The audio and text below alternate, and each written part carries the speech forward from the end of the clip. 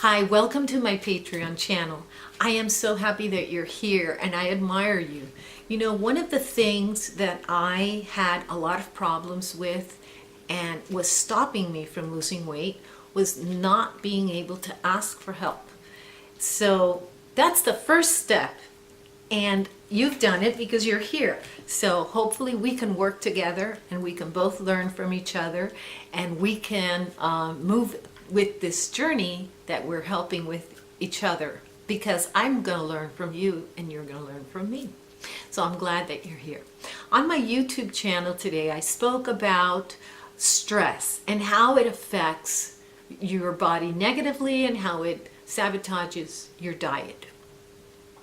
Stress is something that sometimes we're not even aware that we're under stress, because usually we have the stress component occur when something is happening that we need to deal with right away. So we're not thinking of how we're feeling, we're thinking about that issue, whatever it is. Let me give you a situation. What if I am driving to work and I'm late, and I am thinking right then and there, oh my gosh, I am late. I need to go to work. I need to get there in time. I can't be late. I'm focused on that issue and I'm not realizing that my body is now tense and that I am now stressed out and that I am producing the hormone cortisol, which is not doing me any favors. Not at all. So how do we deal with an issue like that when we don't even know that we're stressed out? Well, we need to recognize it. That's the first thing we need to do. We need to learn to recognize when we're stressed. So when I'm driving to work and I am late and I am feeling like this, if I am in the moment, and that's a phrase you're going to hear me repeat over and over and over again, I am going to be able to say to myself, wait a second, I'm feeling stress. Now the issue has to be put secondary to what I am feeling. And that's what you need to learn to do. You need to learn to put your feelings first, and those issues have to be second. If you put your feelings first, then you can address them. So I'm feeling that I'm super stressed. I recognize that that is not good for me. I need to calm down. I start taking a deep breath in, a deep breath out, because I'm driving. But I can breathe in slowly and I can breathe out, and that will calm me down as I'm driving. Now that I'm calm, I can address the issue. And I can say to myself, you know, there's really nothing I can do. I've got to drive to work. I can't go over the speed limit because I'll have an accident or I'll be stopped and I'll get a ticket. So at this point, there is really nothing I can do except drive safely to work. I am going to be late. I am going to just realize that and accept that. And guess what? Now I don't have the problem anymore. The issue went away because I've accepted that there's nothing I can do about it except drive safely to work, get there, and apologize that I'm late. And I'm not hurting myself. So it's all good. I am no longer hurting myself with the stress, okay? Which is so important. You've got to get rid of the stress. Another way that you can get rid of that stress, of course, it doesn't work if you're driving, but let's say I am at home and I'm thinking about my bills and, you know, I need to make this payment. I don't have enough money to make the payment. That's a scenario. It could be any scenario. It could be anything. But again, I'm thinking, oh, you know, I feel horrible about this because I'm very worried, I'm very scared, whatever. Okay, that needs to take you to the feeling of how you're feeling. You're feeling worried and you're feeling stressed and you're not doing well, right? So the issue is the money, but the feelings are what needs to be addressed in the forefront. You need to bring them up, and sometimes you don't do it consciously. Sometimes you do it all at the same time, and then you have to separate the issue, bring the feelings up to the forefront, because if you don't calm yourself down, you cannot think rationally or logically. So you do something to relieve the physical stress from your body. What can you do? Number one, you can actually go walk around the block. You can walk around the block, or if you want to step it up a notch, then you should jog around the block. Walking out of your house, number one, is going to displace that connection of an issue. Believe it, you're changing the scenario, and that is a displacement that actually helps you calm down. It puts you in a different place so that you can put your mind in a different mindset. So you go out of the house, you walk around the block, or if you live in a building and you can't go out because the weather's bad, well, then you go up and down the stairs, or you walk around the building, or you drive to the mall and you walk around the mall. There is always a way, always a way. And you say to yourself, because you're not going to want to do this, you say, I'm going to do this. I'm just going to dedicate 20 minutes to this. And you go walk, and there's your 20 minutes walking. And while you're walking, you concentrate on bringing down your feelings, your stress levels. It's going to be happening naturally because you're walking, and that reduces stress. So you're going to be doing that naturally. You start breathing while you're walking. You start calming down. You start just displacing the issue from your head so that you have more clarity. And then when you feel, okay, I'm feeling better now, I'm not going to fall apart now, then you're ready to address the issue in a logical way, not in an emotional way. Maybe you want to sit down with a pencil and a paper, and maybe you want to budget yourself, and maybe you want to see what can you cut from your budget, what do you need to keep, what is an expense you don't have to keep. If you do find yourself in an emergency for this month or for next week, who can I borrow money from? Maybe that's what you need to do, or what can you sell? But you're now dealing with the issue directly and not emotionally, because you've dealt with your emotions. You've gotten them out of the way by dealing with them, not by compressing them. And your stress levels are down, so you have the clarity to really find a solution to the real problem. Okay? And taking a walk also works for boredom, because sometimes you're at home, you're bored, you have nothing to do, and then you want to go like, okay, I'm bored, I have nothing to do, let's eat. Okay. No.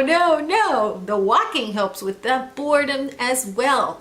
And that also brings me to the visual cues. You do not want to have fattening foods in your house. Why do you want them? If you want to eat something, you can go and you can get it. You can buy it at the store if you really want it. But why do you have to have it at your house? I don't think you need to have it at your house. And some people say, well, I have family, I have kids. And you know what I think? I think, well, do you really need to have chocolate bars at home for your kids? Is that the best thing that you can do for them? Give them chocolate bars?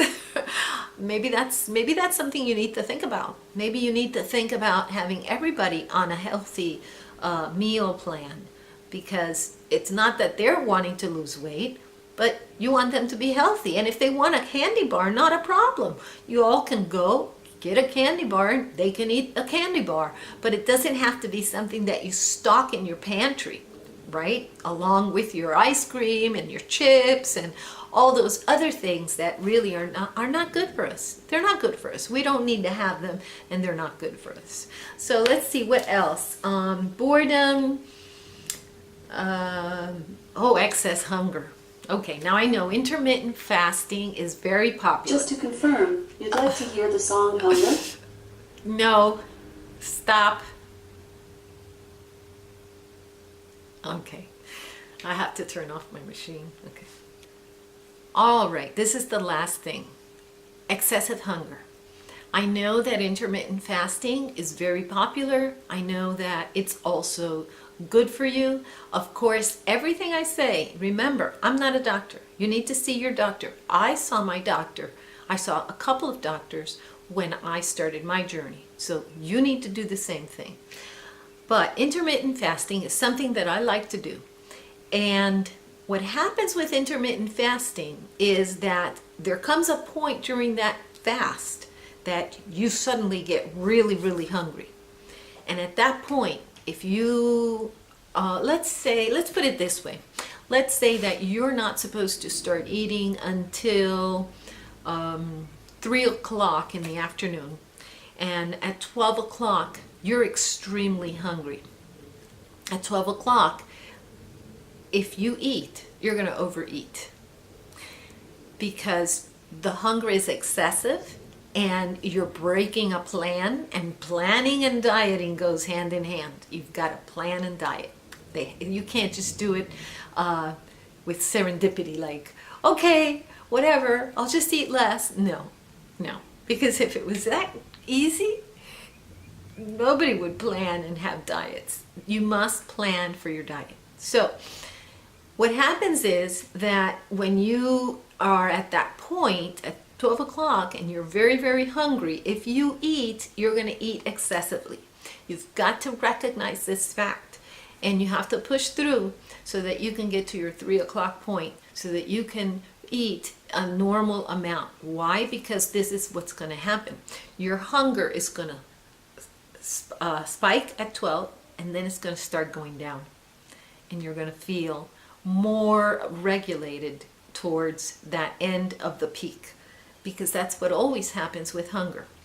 If you can hold it off, you're going to be able to regulate it so that when you sit down and eat, you're not going to eat excessively. You're going to eat what you planned. Also, if it's really bad, if it's really, really, really bad, then there are things you can allow yourself, that you can plan ahead, that you can say to yourself, I can eat these things if I get to a point that I cannot, where my hunger is at, from a scale from 1 to 5, 5 being the hungriest. If my hunger is at a 4 or a 5, I can have this. Use the scale throughout the day. Recognize how hungry you really are. Assign a scale to it, so that if you're at a 1 or a 2 or a 3, hold off. Stay the course. If you're hitting a 4 or a 5, have specific things that you can eat. For example, you can have a bowl of consomme, broth, tea, coffee. I would stay away from sugar. That's what I would do.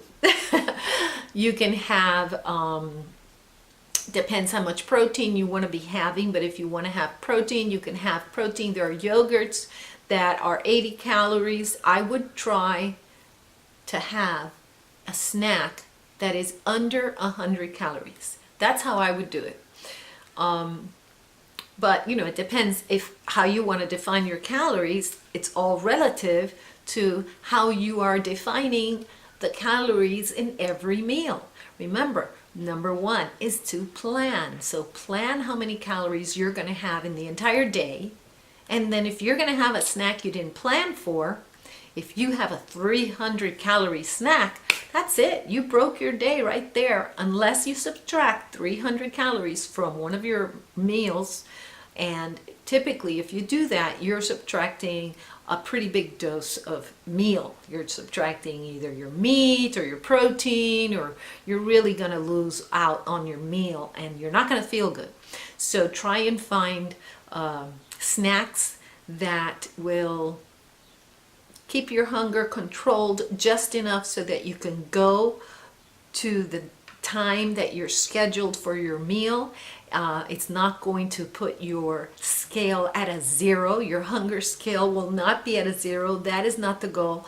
Your hunger scale is going to be pushed to a 3 or a 2 or a 1. That's the goal. So you're going to remain hungry, and if you tell that to yourself, then you can do a reasonable and smart snack. So I think that's about it. I hope that you have enjoyed it. Please, if you have any questions and you want me to address them personally with you, please send me a private email, a private DM, and I'll address it personally with you. And if not, just go ahead and comment below this video. I thank you so much for being here. Remember, the most important thing is that you have a day filled with peace, love, and joy.